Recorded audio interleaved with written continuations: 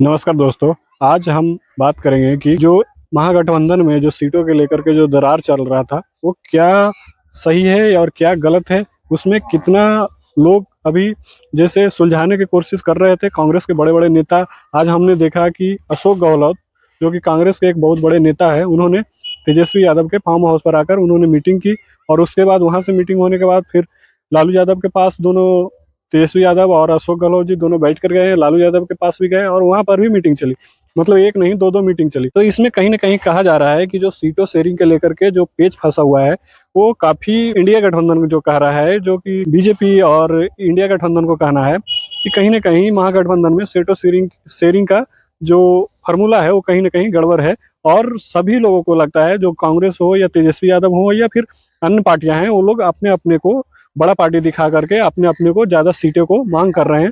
और इसी के कारण ये है कि महागठबंधन में सीटों शेयरिंग का पेच फंसा हुआ है। तो वहीं पे अशोक गहलोत जी का एक बयान आता है जिसमें उन्होंने कहते हैं कि महागठबंधन में कोई सेट शेयरिंग का फॉर्मूला है जो पेच फंसा हुआ नहीं है, यहाँ पे बिल्कुल सभी का क्लियर है। जैसे उन्होंने ये भी कहा कि 5-7 सीटों ऐसा होगा जिसमें फ्रेंडली फाइट लोग करेंगे। तो यहाँ पे बात ये आ जाता है कि फ्रेंडली फाइट कब होगा। जब फ्रेंडली फाइट तब होता है जबकि कांग्रेस और तेजस्वी यादव जो कि आरजेडी अगर दोनों सिर्फ फाइट करते तो वो फ्रेंडली फाइट हो जाता।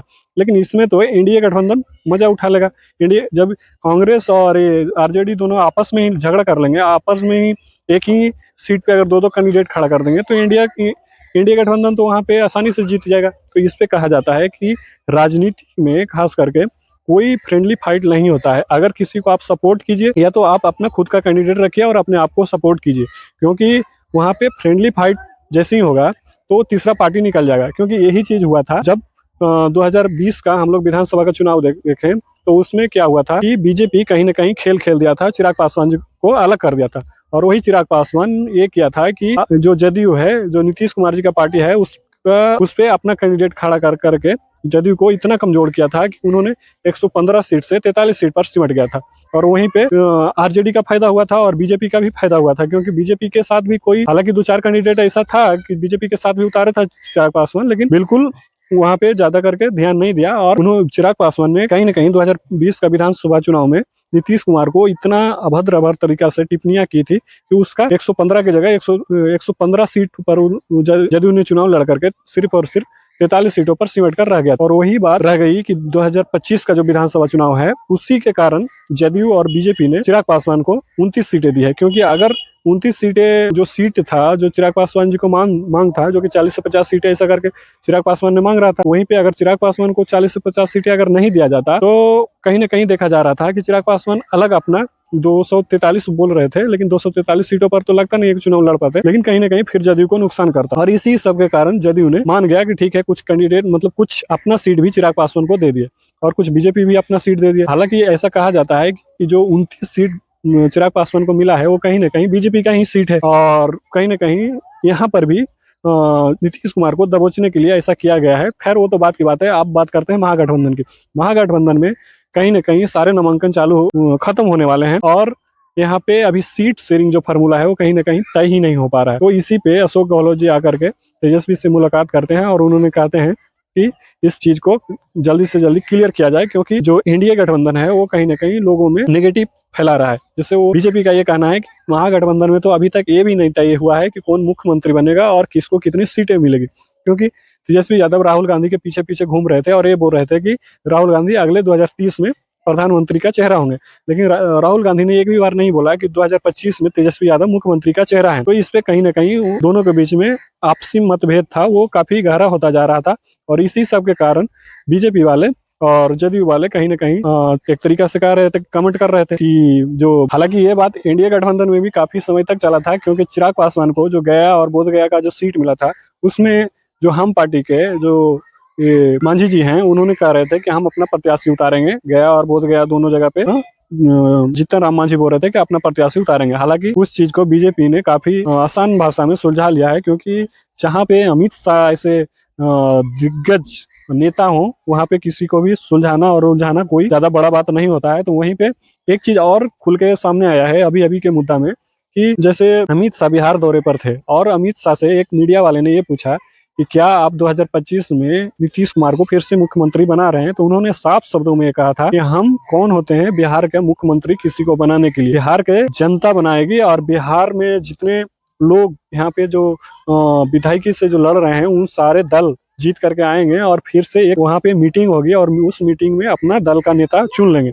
मतलब एक तरीका से कहीं ना कहीं ये संदेश दिया जा रहा है, अभी भी नीतीश कुमार जी को भी फाइनल नहीं हुआ है कि वो मुख्यमंत्री बनेंगे कि नहीं बनेंगे। हो सकता है कि बीजेपी का अगर ज्यादा सीटें चलाए और जो महाराष्ट्र वाला खेला है वो खेला कहीं बिहार में भी ना हो जाए, क्योंकि अमित शाह और नरेंद्र मोदी जी का कुछ न कुछ अलग तरीका से, एक तरीका से कहा जाए, राजनीतिक है और चलता आया है। हालांकि नीतीश कुमार जी ये चीज कभी भी बर्दाश्त नहीं कर सकते हैं, उन्होंने पलटी मारने में तो अभी तक रिकॉर्ड तोड़ा हुआ है, तो कहीं ना कहीं नीतीश कुमार तो ये कभी भी होने नहीं देंगे। और हालांकि जो केंद्र सरकार है, जो अभी नरेंद्र मोदी जी की सरकार है, उसमें कहीं ना कहीं सबसे बड़ा भूमिका भी एक तरीका से जदयू का भी है, क्योंकि उन्होंने 12 लोकसभा सीटें दी है और उसके वजह से सरकार अभी थमी हुई है। अगर बिहार में अमित शाह या नरेंद्र मोदी जी अगर खेला करते हैं महाराष्ट्र वाला, तो जाहिर सी बात है कि जदयू केंद्र सरकार से अपना समर्थन वापस ले लेगा, और जैसे ही समर्थन वापस लेगा तो जो चंद्रबाबू नायडू हैं उनका वो भी अपना सीट लेकर के साइड हट जाएंगे, क्योंकि राहुल गांधी कहीं ना कहीं उनको गृह मंत्रालय या कोई बड़ा मंत्रालय दे करके अपने पास बुला लेंगे। तो कहीं ना कहीं केंद्र में सरकार गिरने का बहुत बड़ा डर है। इसके कारण हर हाल में नीतीश कुमार जी को तो मुख्यमंत्री बनाना ही पड़ेगा, चाहे बीजेपी लाख कोशिश कर ले या कोई भी पार्टी लाख कोशिश कर ले। अगर जीत करके आते हैं तो नीतीश कुमार जी मुख्यमंत्री होंगे, इसमें कोई दो राय है ही नहीं, क्योंकि अगर मुख्यमंत्री गिरा तो केंद्र में सरकार गिरेगा, और ये चीज अमित शाह और नरेंद्र मोदी जी कभी होने नहीं देंगे।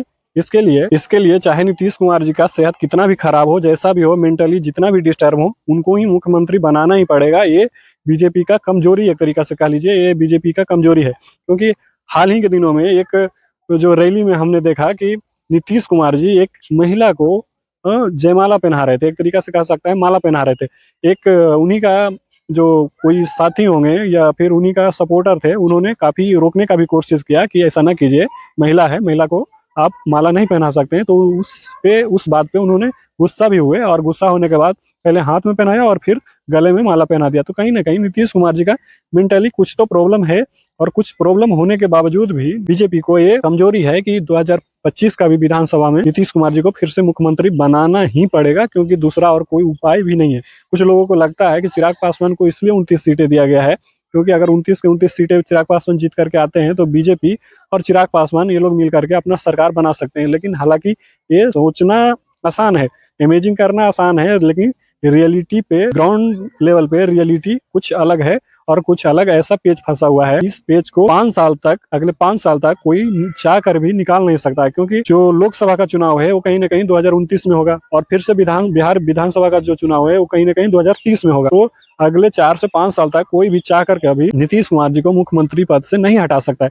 अगर एनडीए जीतता है, तो अगर महागठबंधन जीतता है, तो तेजस्वी यादव तो मुख्यमंत्री होंगे, इसमें कोई दो राय नहीं है, क्योंकि तेजस्वी यादव का बिहार में कद बड़ा है, ये चीज मानना पड़ेगा। तेजस्वी यादव के वजह से ही या लालू यादव के वजह से ही कांग्रेस का भी वोट आता है, और अन्य पार्टियों का भी जो उनका सपोर्टर है उनका वोट आता है। ऐसा नहीं है कि तेजस्वी यादव का कद बिहार में कांग्रेस और अन्य पार्टी की तरह है। तेजस्वी यादव का कद सबसे बड़ा है महागठबंधन में, ये चीज बिहार में मानना ही पड़ेगा, 100% मानना पड़ेगा। और इसी सब के कारण ये होता है कि कहीं ना कहीं कांग्रेस ये चाहता है कि हमें मनचाहा सीटें दिया जाए, और मनचाहा सीटें पाने के कारण कहीं ना कहीं पेच उलझता जाता है। हाल ही में हमने देखा मुकेश सहनी ये कहते नजर आ रहे थे कि जो अति पिछड़ा का बेटा है वो दूसरे कुर्सी पर होगा। मतलब एक कुर्सी पर अगर तेजस्वी यादव मुख्यमंत्री बनकर के बैठेंगे, तो दूसरी सीट पर अति पिछड़ा यानी मुकेश सहनी वो डिप्टी सीएम बन करके बैठेंगे। हालांकि ये चीज कहना आसान है, इमेजिंग करना आसान है, लेकिन रियलिटी ग्राउंड पे मुकेश सहनी का क्या औकात है, एक तरीका से कह सकते हैं, क्या मतलब जनता में एक तरीका से मैसेज है, वो तो सब लोग हम लोग जानते हैं। कोई दिलचस्पी जनता के उनके प्रति नहीं है, क्योंकि ठीक है सहनी समाज का लोग हैं, वो कुछ लोग सपोर्ट करते हैं, लेकिन अधिकतर लोग या तो तेजस्वी यादव को सपोर्ट करते हैं या फिर जदयू को सपोर्ट करते हैं। ये तो मुकेश सहनी और ये सब तो कुछ कहना ही नहीं। जैसे कि जनसुराज के भी बहुत सारे लोग हैं जो कि जनसुराज का भी समर्थन करते हैं, बोलते हैं जनसुराज अच्छा बोलता है, ये करता है, वो करता है, लेकिन ग्राउंड पे वो लोग का कुछ है नहीं। हाँ, मीडिया में कुछ भी बोलते हैं, कुछ भी करते हैं, वो अलग बात है, लेकिन ग्राउंड लेवल पर उन सभी का एक तरीका से कहा जाए प्रभाव जीरो है। और जनसुराज तो मुझे नहीं लगता है कि मैक्सिमम अगर जीत भी गया तो 2-4 सीटें जीतेगी, और नहीं तो मेरे हिसाब से तो वो भी नहीं सीटें जीतेगी, क्योंकि जहां जहां जनसुराज खड़ा भी होगा तो फॉरवर्ड लोगों का वोट काटेगा, और फॉरवर्ड लोगों का वोट काटने से एनडीए गठबंधन को, बीजेपी को कहीं ना कहीं नुकसान करेगा, और ये चीज एक तरीका से कहीं ना कहीं बीजेपी को भुगतना पड़ेगा। और उस चीज ऐसा नहीं है कि इंडिया में ही सिर्फ ऐसा है। अगर तेजस्वी यादव की तरफ बात करें, आरजेडी की तरफ बात करें, तो जैसे तेज प्रताप है, उन्होंने भी कहीं ना कहीं 20 सीटों पर अपना प्रत्याशी उतारे हैं। तो 20 सीटें पर कहीं ना कहीं वो उन्होंने तेजस्वी यादव को कहीं ना कहीं एक तरीका से कमजोर करने की एक तरीका साजिश कहिए या जो भी कह सकते हैं, हाँ, तेजस्वी यादव को, जो कि कहीं ना कहीं तेजस्वी यादव को घाटा करेगा, आरजेडी को घाटा करेगा। हालांकि ये फैमिली मैटर है, इस फैमिली मैटर को कहीं ना कहीं सुलझा लेता तो बहुत अच्छा होता। लेकिन जिस तरीका से तेजस्वी यादव और तेज प्रताप के बीच में जो एक तरीका से कह सकते हैं गैपिंग है, वो मुझे तो नहीं लगता है कि इस विधानसभा चुनाव में संभालना बहुत मुश्किल है। और इसी के कारण उन्होंने तेज प्रताप यादव ने भी अपना एक कैंडिडेट उठाया है, अपना एक पार्टी खड़ा किया है। तो इन सब चीज को लेकर के अभी चर्चाएं चलती रहेगी। आगे भी जो भी अपडेट आएगा, जो भी न्यूज वगैरह आएगा, मैं बताता रहूंगा। तब तक के लिए थैंक यू, धन्यवाद। आप लोग सपोर्ट कीजिए, सब्सक्राइब कीजिए।